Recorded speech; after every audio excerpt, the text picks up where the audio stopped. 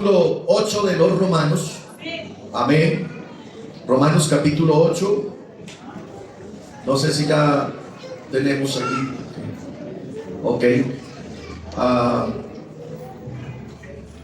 Dice la palabra del Señor: y si el Espíritu, acuérdense que estamos hablando de lo que es estar en la carne y de lo que es estar en el Espíritu.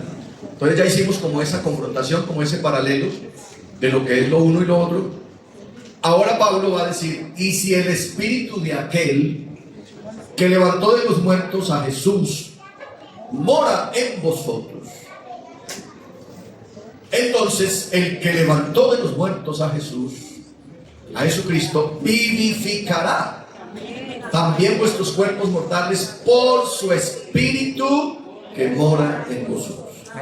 Mejor dicho, lo que Pablo está diciendo es que si Cristo resucitó, el que resucitó a Cristo entre los muertos lo resucitará a usted también para la vida eterna. En palabras concretas, concisas, es que usted y yo, aunque muramos, vamos a resucitar. Bueno, pues no se alegran, pero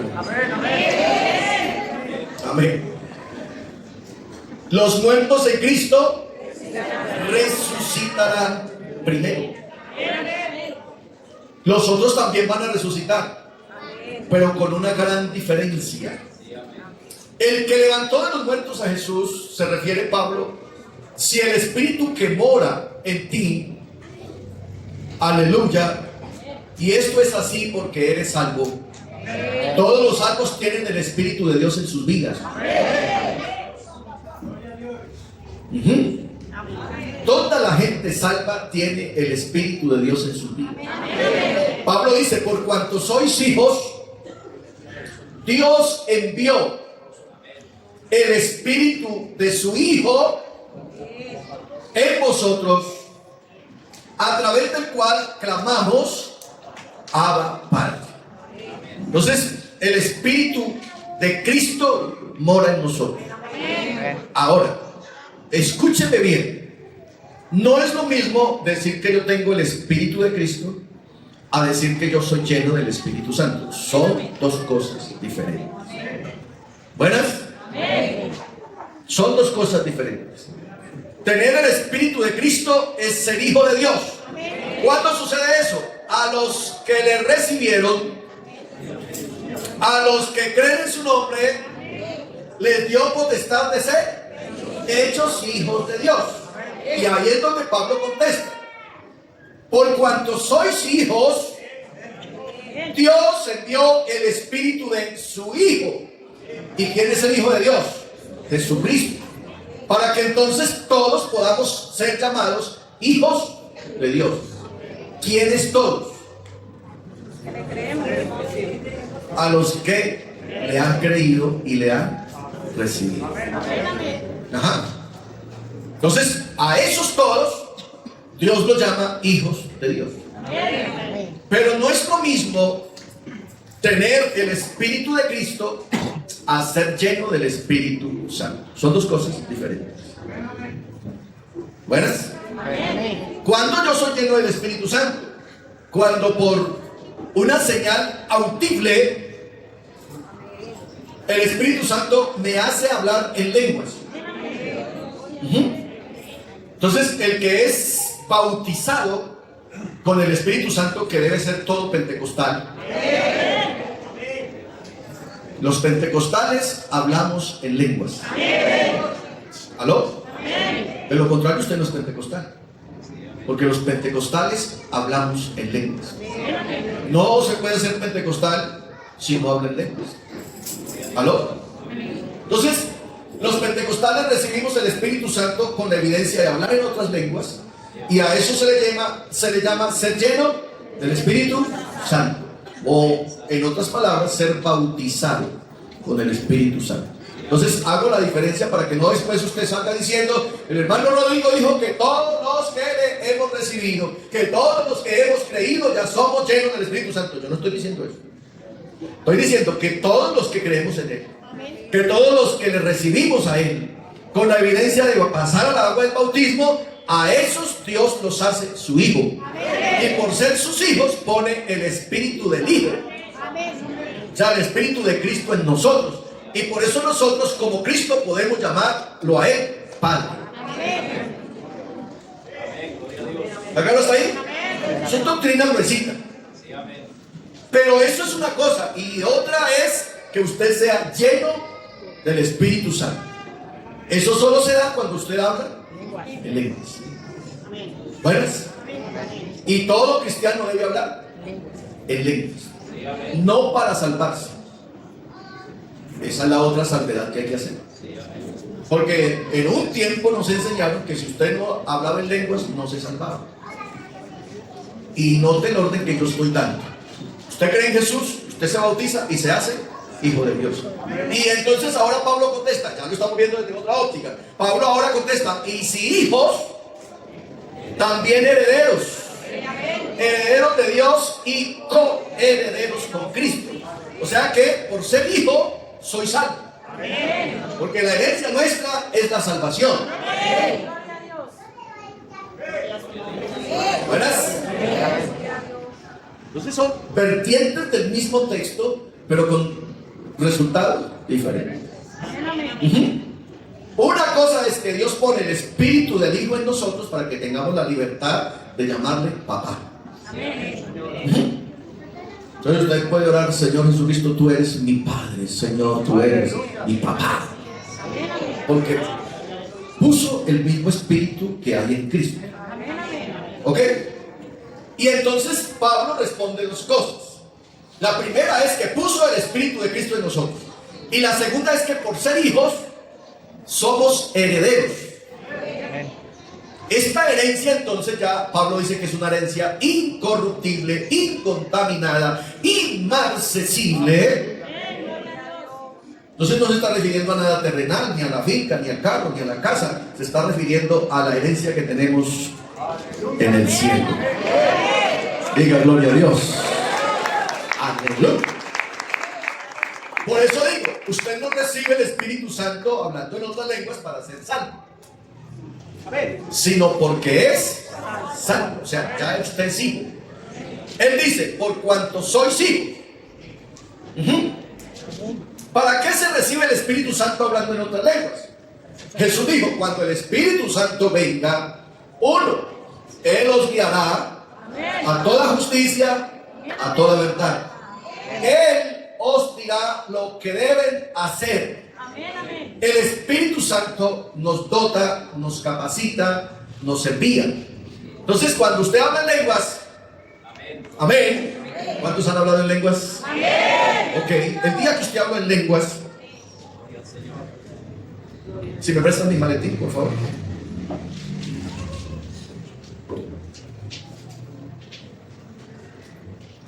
Entonces el día que usted habló en lenguas, usted recibió una maleta así, una caja de herramientas. ¿Aló? Una caja de herramientas. Fe, poder, discernimiento de espíritu, lenguas, milagros, sabiduría, ciencia. Ajá. Romanos capítulo 2, estoy parado. Todo eso viene en la maleta. ¿Está conmigo? Esa maleta es para todo cristiano bautizado en el nombre de Jesús. Que haya hablado en lenguas. A los pastores el Señor nos dio la misma maleta, pero más reforzada. ¿Aló?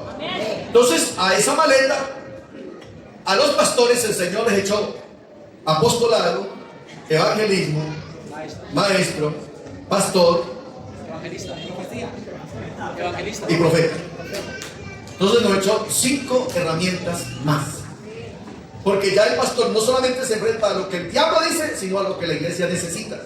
Dicho de otra manera, los 9 dones que están allá es para que yo confronte al diablo y para que yo edifique a los santos. Y los 5 dones que el Señor me pone de ñapa a mí como pastor es para que los perfeccione a ustedes.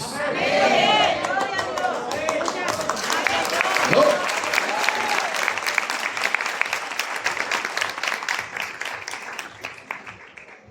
¿Bien hasta ahí? Conclusión entonces. Todo cristiano bautizado en el nombre de Jesús debe recibir el Espíritu Santo hablando en otras lenguas. Porque si no, usted anda en medio de una guerra, en medio de una batalla espesa con los bolsillos, con las manos en el bolsillo. Usted no tiene cómo defenderse. ¿Aló? Y por eso para usted la vida cristiana es complicada. Usted anda quejándose y toda cascarita que el diablo le tira, usted se cae. Y hay cristianos que andan de derrota en derrota, de caída en caída, de chicharrón en chicharrón. Andan toda la vida mal. Pues porque andan sin maleta. Entonces el diablo los tiene de pelota de fútbol. ¿Aló? Pero cuando usted recibe el poder del Espíritu Santo, se la voy a poner fácil, mire. Mira la gran diferencia entre el cristiano que tiene el Espíritu Santo, porque habló en lenguas, y el cristiano común y corriente. ¿Aló? El cristiano que es bautizado es fiel, está bien en la iglesia, se va a salvar. ¿Aló? Amén. Pero hay una gran diferencia entre el que recibió el Espíritu Santo hablando en otras lenguas y el que meramente es bautizado en el nombre de Jesús y tiene el Espíritu de Cristo. Hay una gran diferencia, parecida a esta. Felipe y yo nos vamos otra vez a asamblea para Cali. Para Cali. Pero Felipe se va en un Renault 4 modelo 72 y yo me voy en un Mercedes-Benz último modelo 3000 de cilindraje. ¿Aló? Con toda seguridad los dos llegamos acá. Pero yo le puedo dar a Felipe 2 días de ventaja. Y cuando yo vaya subiendo la línea, veo un reno allá remado echando humo. Y Felipe ahí sentado, y yo le digo, ¿qué hubo? ¿Qué le pasó? No, pastor, aquí esperando que se enfríe un poquito porque se recalentó. ¿No le ha pasado eso que usted anda recalentado a toda vez? Porque le falta la potencia del Espíritu Santo por dentro. Porque le falta ese motor de alto cilindraje que le empuje su vida. Que por terrible que sea la respuesta, puede ser así y usted va tranquilo.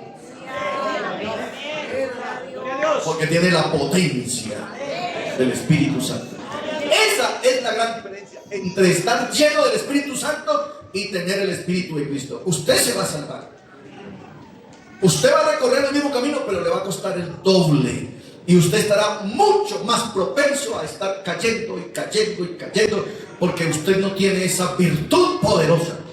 Por eso el Señor, siendo inteligente y considerado, le dijo a la iglesia del Nuevo Testamento, a la iglesia que apenas iban a hacer, no les dijo, listo, váyanse y predíquenle a Babel. Quédense en Jerusalén hasta que sean llenos del Espíritu Santo, y entonces me seréis testigos. ¿Buenas? Así que usted necesita, no es una opción, usted necesita hablar en lenguas. Y para eso no tiene que ir a, hay una academia, ¿cómo se llama la academia grandota que hay por ahí? Smart, ¿sí? No tiene que ir allá. Aquí Dios lo hace hablar en lenguas. Amén. ¿Qué es hablar en lenguas? Hablar en lenguas es simplemente hablar en otro idioma sin que usted ni siquiera lo conozca, no haya ido a la academia, nunca lo haya oído. Dios te pone a hablar en ese idioma. En el aposento alto, los 120 comenzaron a hablar en idiomas y vinieron 17 naciones, y los muchachos que estaban aquí estaban hablando en los 17 idiomas. Pero nunca habían ido a Capadocia, a Ponto, a Frigia, a la India, a nadie había ido por allá, pero estaban hablando los idiomas de allá. Por el Espíritu Santo. Eso es hablar en lenguas. No es ir a la academia y que usted venga, hermano, ahora sí sé hablar en lenguas. Cecilia lava la funda. Eso no es hablar en lenguas. ¿Aló? Eso lo da directamente viene del cielo a cada vida. Y note que aunque estaban en el mismo auditorio, en el mismo recinto, cada uno hablaba una lengua diferente. ¿No le parece extraordinario eso? ¿Está claro hasta ahí? Entonces, miren lo importante de entender esto. El que levantó de los muertos a Cristo, Jesús, se refiere el apóstol Pablo, si el Espíritu de Dios mora, y tiene que morar porque todos los salvos tenemos el Espíritu de Cristo, entonces Dios dará vida, vivificará vuestros cuerpos mortales, amén, o sea, nos sacará de la tumba y nos dará vida eterna. Diga gloria a Dios. Pablo entonces en el verso 12 dice: así que, hermanos, deudores somos, no a la carne, para que vivamos conforme a la carne, sino al Espíritu. Hay que pagar esa deuda. ¿Sabe cómo se paga? Sirviendo al Señor. Sirviendo al Señor. Porque Él nos salvó para que le sirvamos. Amén. Diga gloria a Dios. Ese así que utiliza Pablo continúa extrayendo la explicación que está haciendo de la presentación del versículo número 11 al que está haciendo la referencia a esa vida. Deudores somos. Este es el otro lado de la liberación que el Señor, de la libertad que Dios, a la que Dios nos ha llamado. Todo. En absolutamente todo se lo debemos a Él. Se lo debemos a Él. Y por eso me fascina cuando cantamos: a Él sea la gloria, a Él sea la gloria, a Él sea la gloria, por siempre, amén. Otra vez: a Él sea la gloria, a Él sea la gloria, a Él sea la gloria, por siempre, amén. Porque todo, absolutamente todo, es de Él, por Él, a Él sea la gloria. Nada de lo que usted tiene, nada de lo que usted es porque Él, por cuanto sois hijos. Y si hijos, herederos. ¿Herederos de qué? De todo lo que Dios tiene. El verso 13 dice: porque si vivimos conforme a la carne, moriréis. Mas si por el Espíritu hacéis morir las obras de la carne, entonces viviréis. Entonces el apóstol Juan dice: no améis al mundo, ni las cosas que están en el mundo, porque el mundo pasa y sus deseos, pero ¿qué se queda? Pero el que hace la voluntad de Dios permanece para siempre. Entonces usted decide si se vuelve de los meros mortales o se queda siendo para vida eterna. Fácil. ¿Dónde está la clave? Porque si vivís conforme a la carne, moriréis. Usted le puede dar rienda suelta a los placeres de la carne, pero le aseguran la muerte. No estoy hablando de la muerte física, estoy hablando de la muerte eterna, que a esa hay que tenerle miedo. Yo a la muerte eterna le tengo miedo, porque morir eternamente implica ir al infierno. Si me tengo que morir mañana físicamente, no tengo problema, porque Él me habrá de resucitar. Pero si se trata de la muerte eterna, usted ya no tiene otra cosa que hacer. Está destinado para el fuego eterno. A eso se está refiriendo Pablo. Diga gloria a Dios. Pero si hacéis morir las obras de la carne, entonces vamos a tener vida eterna. Aparece entonces aquí una tremenda doctrina. Amén. en la palabra de Dios mortificación. ¿Aló? La doctrina de la mortificación. ¿Alguien me dice qué será eso? Hay dos aspectos de la mortificación del creyente que deben ser considerados. Vamos a ver de qué se trata. Uno, el primer aspecto es posicionar. Amén. Pablo dice, los que son de Cristo, amén, los que le pertenecen a Él, los que Él compró con su sangre, han sido crucificados, amén. Ellos han puesto su carne junto con Cristo. Por eso Pablo dice, con Cristo estoy juntamente crucificado. Ya no vivo, mas Cristo vive. Ya ellos han crucificado su carne juntamente a sus pasiones y sus deseos. Esa es la primera etapa de esta nueva doctrina. Es posicionar. ¿En dónde está usted? Pero hay cristianos que estando crucificados con Cristo se bajan de la cruz cada ratito. El mensaje para esta mañana es: no se baje de la cruz. ¿Aló? No se baje de la cruz hasta que de verdad estés muerto. Amén. Manténgase crucificado con Él, porque el que se crucifica con Él resucita con Él. Y la segunda posición del cristiano en esta estación es experimental. El creyente necesita hacerlo. ¿Qué? Hacer morir pues lo terrenal en vosotros. Usted necesita experimentar. ¿Qué es eso? Hermano, ¿qué es hacer morir lo terrenal en vosotros? Hacer morir lo terrenal en nosotros es que a usted le pueden poner lo que a usted le fascinaba, lo que a usted lo mataba, lo que a usted le movía el tapete, lo que definitivamente usted no podía rechazar cuando estaba en el mundo, y ahora se lo ponen y usted dice: ¿y eso qué es? ¿Aló? Porque usted hizo morir por completo.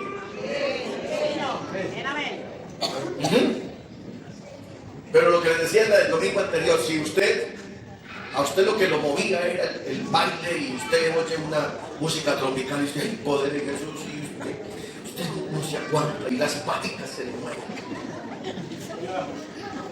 pues usted no está muerto. Porque los muertos no pasa nada. Los muertos perdieron la voluntad, se desconectaron del mundo, se desconectaron de todo, y aunque usted les ofrezca, aunque usted les diga, aunque usted les haga, ellos no tienen parte de lo que se hace debajo del sol. ¿Aló? Esto es un poquito tanto difícil de entender como difícil de practicar. Porque usted dice: hermano, pues es que yo sí estoy vivo para el pecado, pero vivo en la carne. Y entonces la carne me tira. Yo qué culpa que a la carne le guste la cerveza fría, hermano. Bueno, vuelvo y repito, usted tiene que hacer morir la carne, posicional y experimentalmente. Aleluya. Entonces, alguien pregunta como María: ¿y cómo ha de hacerse esto? Uy, hermano, pero es que usted no sabe la lucha que yo tengo. No. Y hay hermanos que se lo pasan luchando. Ellos viven a todas, ya casi se hernian de hacer fuerza para no pecar. Muchas veces se los he graficado aquí. Miren, la clave es entender cómo es el camino del Señor. Porque es que para muchos cristianos el camino del Señor tiene curvas. Tiene desechos. El camino del Señor es recto. Recto, no tiene ni una sola curva. De tal manera, es tan recto que yo me paro aquí y veo a Jesús que ya llegó allá. Y Pablo entonces dice: mire, la clave es que usted ponga los ojos en Jesús, que ya acabó la carrera. ¿No? Esa expresión que Pablo usa, en Jesús, el autor y consumador de la fe, lo que está diciendo: el que se inventó el camino ya lo recorrió sin ningún problema. Entonces él se inventó la fe y él concluyó la fe. Mi fe comienza en Jesús y termina en Jesús. Entonces él ya está allá. ¿No? Él ya está allá. Por eso Apocalipsis 1:8 dice, yo soy el primero, pero yo también soy el último. O sea, para los que van adelante, los que son esos líderes echados para adelante, que no nos ataja nadie, usted no es el primero, Jesús ya está ahí. ¿No? Pero para los que van rezagados, que creen que ya no hay nada que hacer, que están dispuestos, como se dice en el argot boxístico, están a punto de tirar la toalla, ellos voltean a mirar para atrás y Jesús está atrás, diciéndoles, no teman, que yo estoy contigo, no desmayes, que yo soy tu Dios. Me quedé para esforzarte, me quedé para empujarte, me quedé para acompañarte. Usted no es el último soy yo. Ahora un camino más perfecto que este. Usted no está solo, ni adelante ni atrás. Jesús dijo, yo estaré con vosotros todos los días, en todos los tramos del camino, hasta el fin. Hasta que llegues, yo estaré con vosotros. ¿No le parece extraordinario? Amén.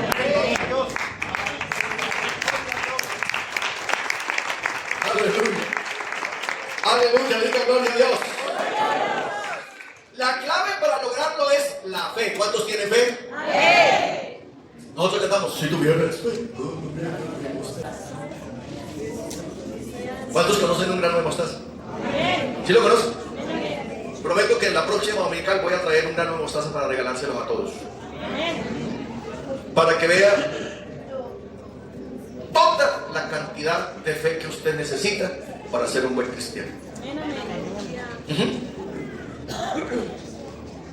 Con la promesa de que si lo vota de aquí a diciembre 31, le cobramos una multa.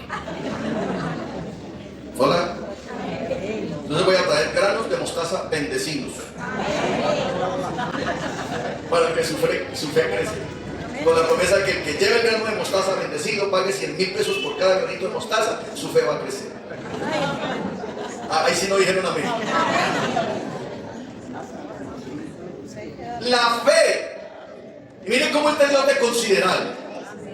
Él lo había podido decir, si ustedes tuvieran fe como Monserrate, pero no, él dijo, como un grano de mostaza. O sea, esa es toda la fe que ustedes necesitan. Como un grano de mostaza, que es casi invisible, casi no se ve, pero la fe es poderosa. ¿Sabe por qué? Porque la fe nuestra no está puesta en una vitela, en una imagen, sino en el que tiene todo el poder. Amén. Entonces, el cristiano que tiene fe es capaz de vencer los obstáculos que en el camino se van presentando. A ver, porque Pablo va a decir después de esto, yo sé en quién he creído y que es poderoso para guardar mi depósito hasta el día que Él venga. Su fe tiene que estar completamente asegurada en Cristo. Nosotros aquí no tenemos la fe puesta en un hombre. Hay hombres a los que apreciamos mucho, amén, que han marcado nuestra vida, pero la fe no está puesta en ese. Ese se muere y nuestra fe sigue intacta y nosotros seguimos el camino, porque la fe nuestra no está puesta en hombres, sino en Dios. Y Pablo dice, y poderoso es Dios para guardarnos sin caída. La gente fracasa porque pone sus ojos en otra cosa, pero la clave es la fe. La fe se afirma en el hecho de que Cristo ya, amén, en Cristo ya estoy muerto, aleluya, y en Cristo yo me declaro resucitado, porque así como Cristo murió y fue sepultado, Él resucitó. Así traerá Dios con Jesús a los que murieron en Él. La resurrección en ti es una realidad. Amén.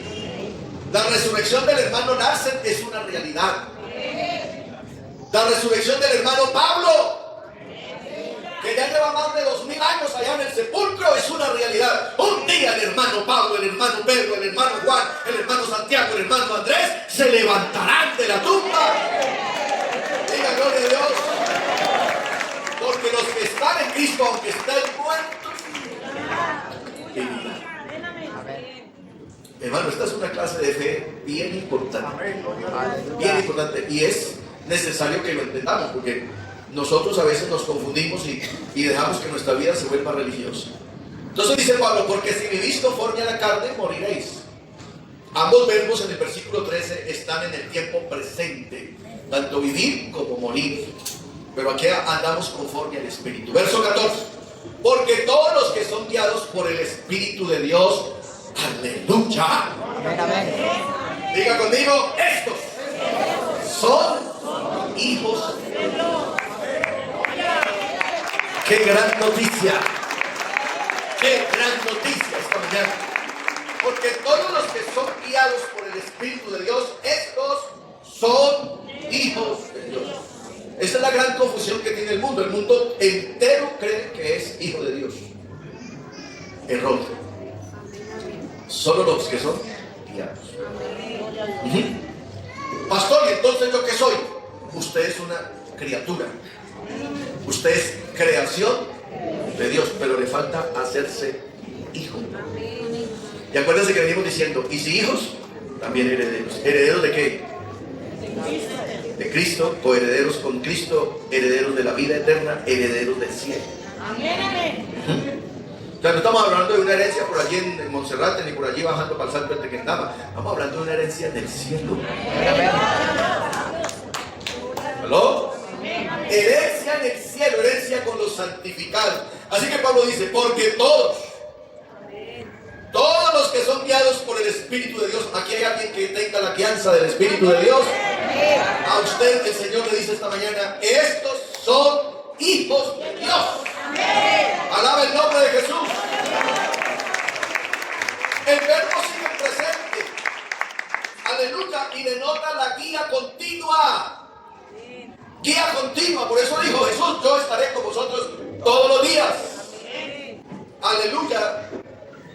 Y esa guía continua nos apega, nos atrae, nos adhiere cada vez más a Cristo. Yo cada día que pasa estoy más enamorado de Cristo. Me apego más a Él porque lo conozco más cada día. Y cada día admiro más su grandeza, admiro más su gracia, admiro más su amor, admiro más su misericordia, admiro y agradezco más su salvación. Amén. Pero eso es vida cristiana, hermano. Y cuando usted aprende a vivir la vida cristiana, pasa lo que pasa, o lo que dijo Pablo, ¿qué me separará del amor de Dios? Y menciona 17 aspectos, 17 opciones. El número 17 en gematría bíblica es número de prueba. O sea, el diablo me puede poner a mí 17 chances de acabarme, y Pablo termina diciendo antes. Y en todas estas cosas somos más que vencedores por medio de aquel que nos amó. Diga gloria a Dios. Eso es importantísimo, hermano, que usted lo tenga claro, porque aquí están las claves, están los secretos de la vida cristiana.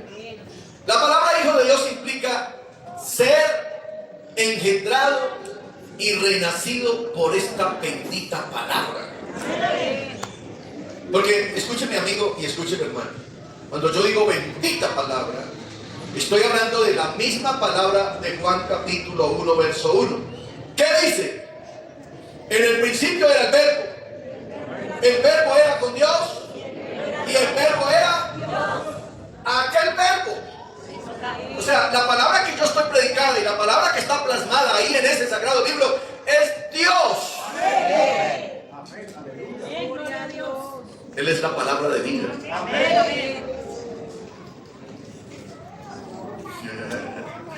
Él es la palabra de vida. Él es la palabra de poder. Él es la palabra hecha carne. Él es la palabra humanada. Él es la palabra revelada. La palabra plasmada y la palabra inspirada. Y por eso cuando aquí se predica la palabra, la misma palabra a uno lo vende, a otro lo sana, a otro lo consuela, a otro lo restaura, a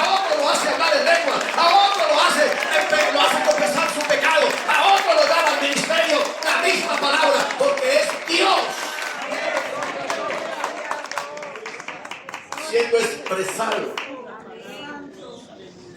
Esta palabra es bendita, hermano, y hay que prestarle atención.